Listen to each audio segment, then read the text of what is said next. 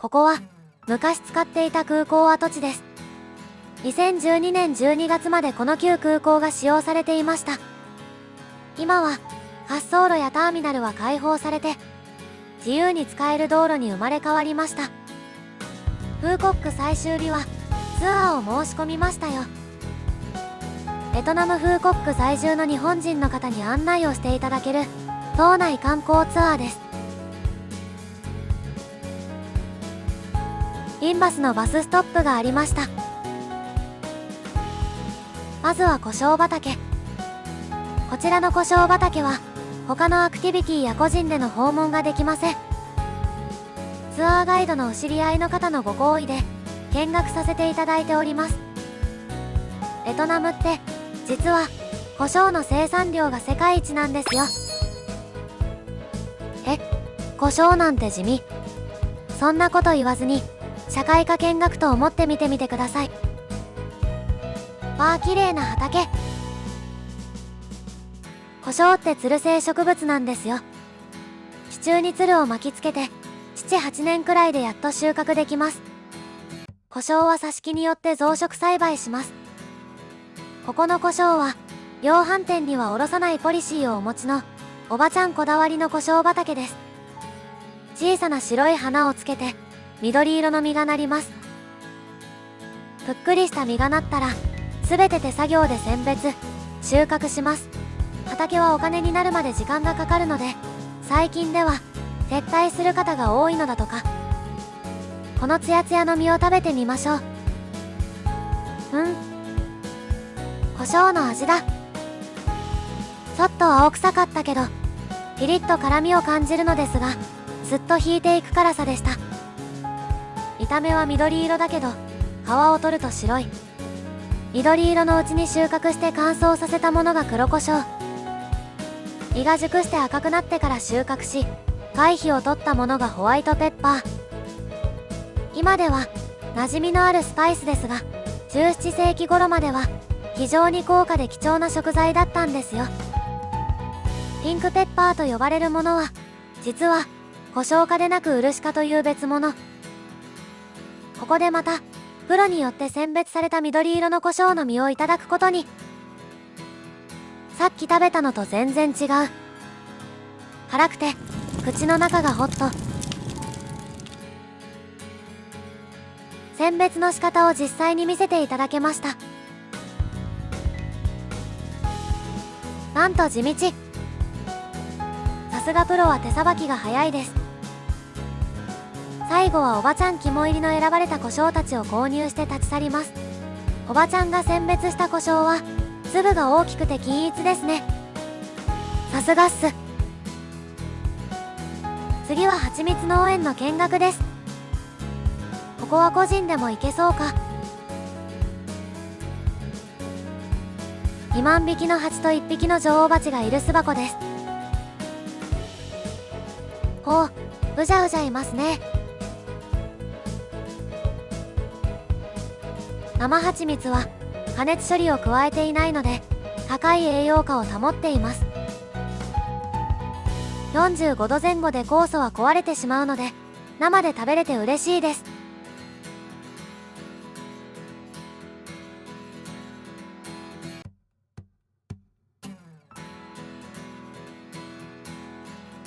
取れたての生蜂蜜をいただけました。サラサラでさっぱりした甘さでとっても美味しかったです。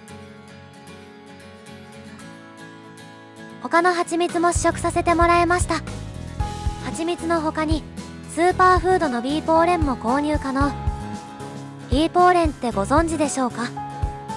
ビーポーレンとは蜂たちが自分たちの食料のために集めた花粉です。ビタミン、ミネラル、酵素など90種類以上の栄養が詰まったスーパーフードです。若干花の香りがし、味は無味。少しもさっとしていた。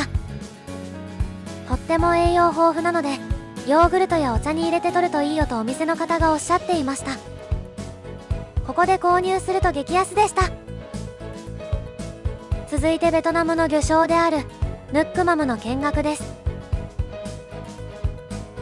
ここは個人でも団体でも行けます。観光客向けの施設ですね。カタクチイワシと塩を発酵させたベトナム人にはなくてはならない調味料。駐車場に入った瞬間、香ってきましたが、樽が置いてあるエリアに入るとすんごい魚の香り。カタクチイワシと塩を大きな桶に入れて1年近く発酵させて製造。昔ながらの圧搾製法で作られています。早く大量に抽出するために薬剤を使って圧搾するやり方もあるので、こういう伝統的な圧搾製法をしているところは応援したくなりますね。ムックマムの試食をしてみよう。プロテイン45度って言われて渡された。40度も渡されたので比較してみました。40度以下だと塩気が強くなり尖った味になる。臭いイメージを持っていたのですが、濃い醤油に近い少しマイルドな45度を購入しよう。次はフーコック収容所です。刺激的なシーンが苦手の方は飛ばしてご覧ください。ここは無料で予約も不要なので気軽に立ち寄れますね。1953年に作られた刑務所です。ここで少しベトナムの歴史を振り返ってから見学してみましょう。サクッとベトナム史。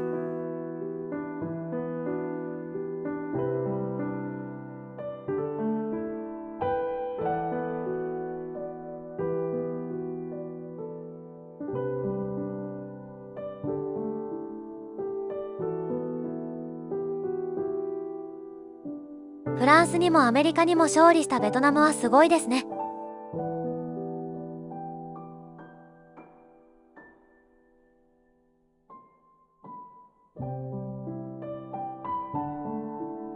ベトナム戦争の際に南が北の兵士を捕まえて拷問していた場所です。国が認定した資料館があるのですが、ベトナム語でしか記載していませんでした。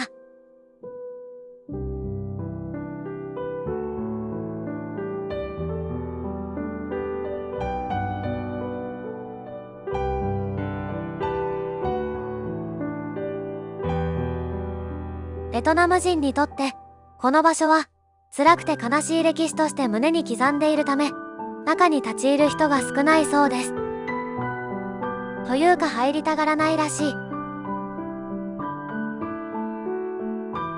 日本でいう網走刑務所のようなものかなと思っていましたが、全くの別物でした。1960年以降のベトナム戦争中、延べ14000人以上がここに流刑されました。流刑された罪人は主に反政府や北ベトナム軍、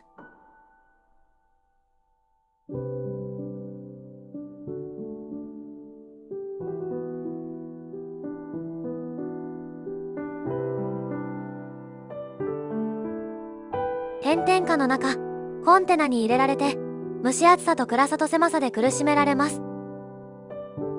肉体的苦痛と精神的苦痛の拷問です。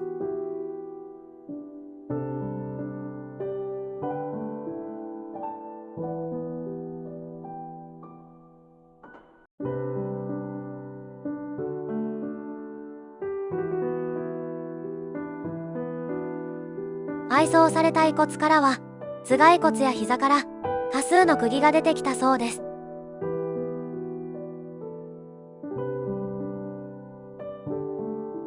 当時の生々しい収容と拷問の様子が伺えますね。同じベトナム人同士なのに悲しいですね。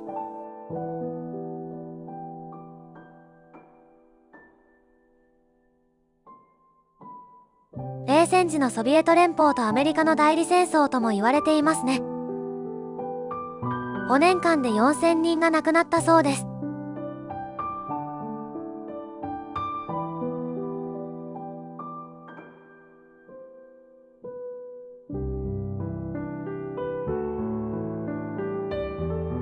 耐えかねた捕虜たちは脱獄ルートを作り21人が脱獄に成功します。脱獄に成功した生き残りがどこかにいるとかいないとかいう都市伝説が。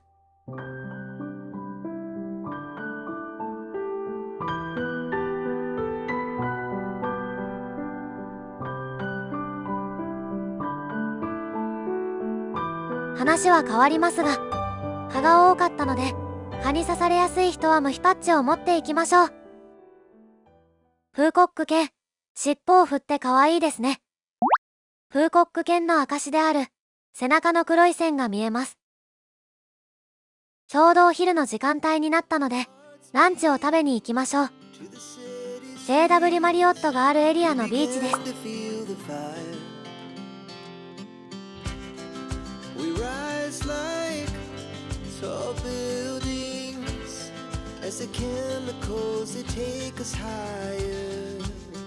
ビーチ席がありますよ。私たちは暑いので店内でいただきます。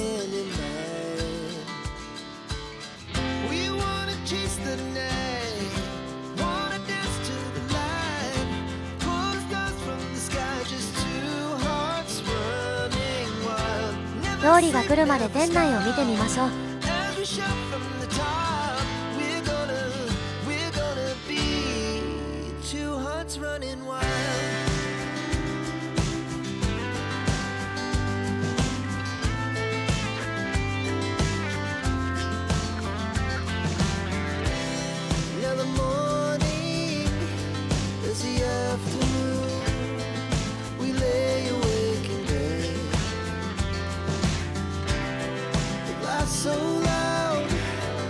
フーコックへ来て毎日マンゴーを食べている気がする。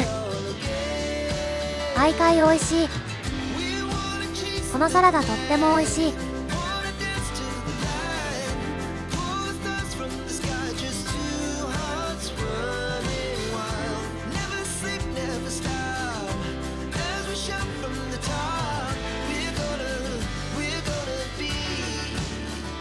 熱々トロトロでとても美味しい。グリルドコビアステーキは脂が乗っていてうまうま。コビアはフーコックでよく取れるお魚です。毎日来たくなるお店ですね。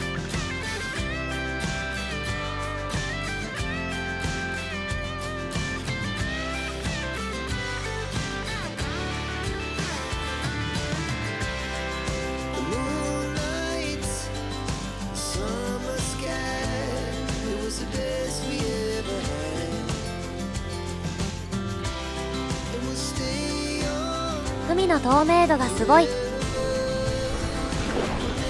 ケムビーチは遠浅で透明度も高くておすすめ。奥に見えるのが JW マリオット。架空のラマルク大学という設定のホテルでとても凝っています。とてもラグジュアリーなホテル。シ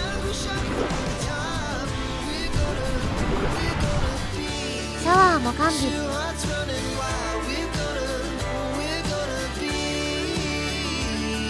さてさて、帰る時間がやってきてしまいました。楽しかったよ、リーゼント。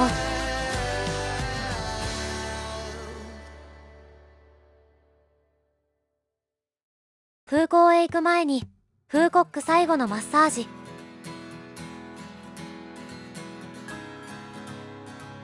三姉妹が営むワンコと触れ合えるお店です。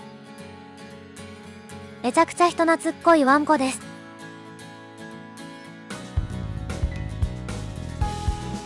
心開きすぎ。ベトナム航空国内線でホーチミンへ移動します。結婚してパスポートの名前を旧姓のままにしており、航空券は申請でブックしてしまったので手続きカウンターに通されました。ハービンズ美味しいけど高いんだよな。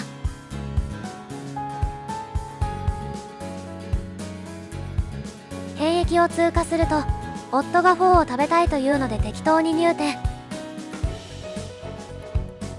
ビーフフォーと書いてあったのですが、これは牛肉ラーメン。ハンソンニャット国際空港からグラブで10分ほどのところにあるホリデーインで一泊します。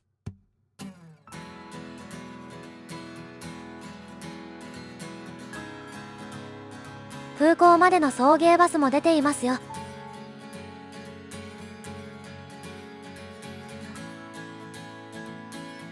通路がすでに綺麗。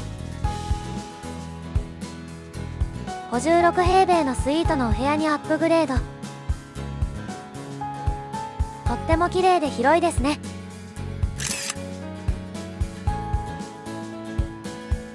ベトナムにいることを忘れてしまいそう。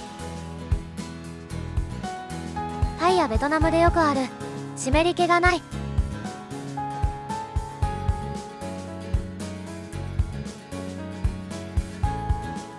バスタブ付き。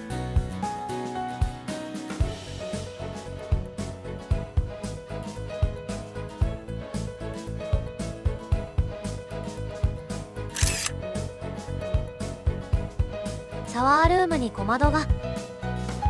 これ便利。手を伸ばして自前のシャンプーやコンディショナー、化粧落としが使える。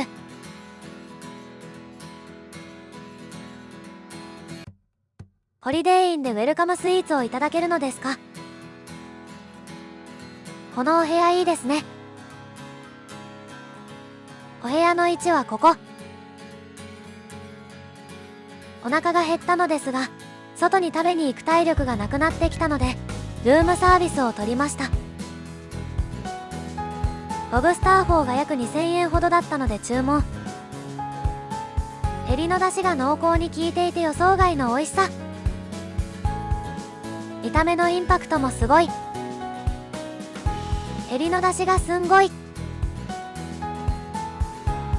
美味しい。枕は2種類置いてありました。早朝、カンソンニャット国際空港へ。アプリコットラウンジは国際線ターミナル1階にあります。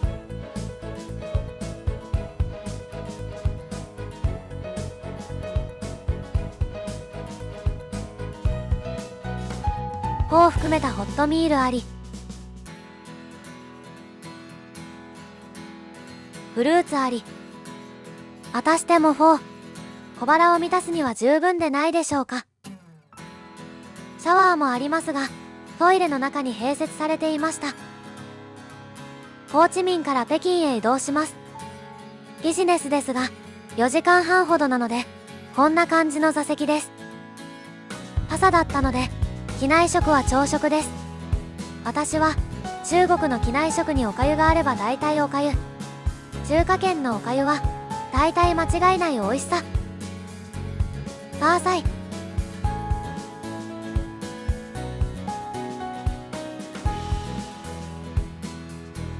北京首都国際空港に到着。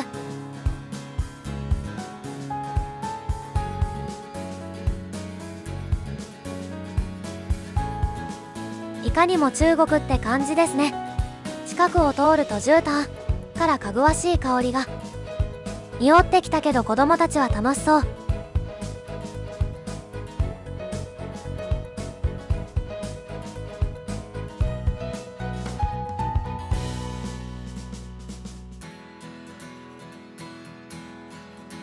Wi-Fi はこんな機械でパスポートをかざすとつながるみたい。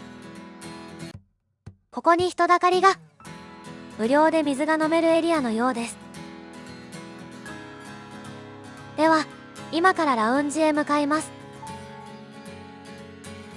右がビジネスで左がファーストクラスラウンジです。国際線出発ロビーターミナル 3E ゾーン E 付近にあります。ラウンジにも Wi-Fi の機械がありました。ロッカーもあります。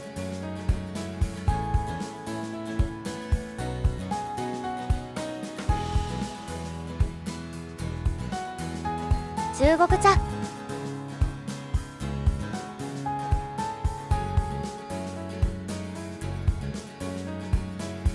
バーカウンターもある。点心が4種類ほど。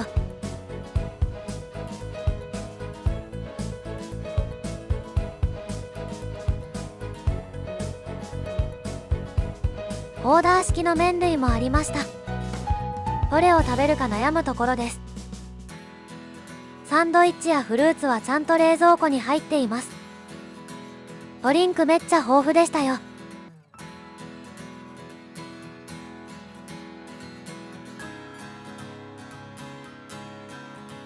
今回はプライオリティパスと当日の搭乗券提示で30分間のボディマッサージを無料で受けてきました。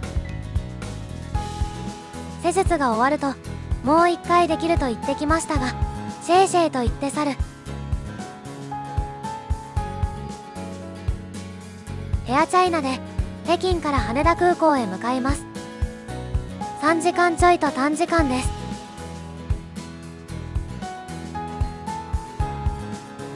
夕食の機内食です。左下のビーツみたいな色の食べ物は何でしょうか。よくわからず食べていましたが、食べ進めても何かわからない。ホットサンチョイスのビーフは当たりでしたね。美味しかった。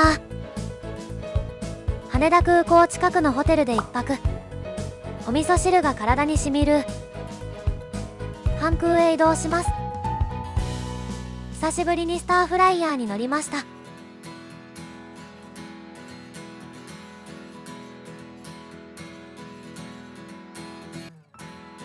フットレストがついているのはいいですね。パンツっぽいスターフライヤーでした。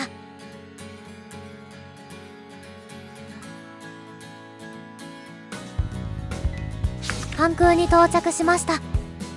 国内線に着いたということはお手重ですよね。私はもう食べられないのだが、ベトナムらしくないベトナム。最後の秘境と言われたフーコックいかがだったでしょうか。次フーコックに行くことがあれば北のホテルを攻めてみようと思います。いいねやチャンネル登録で応援してね。ご視聴ありがとうございました。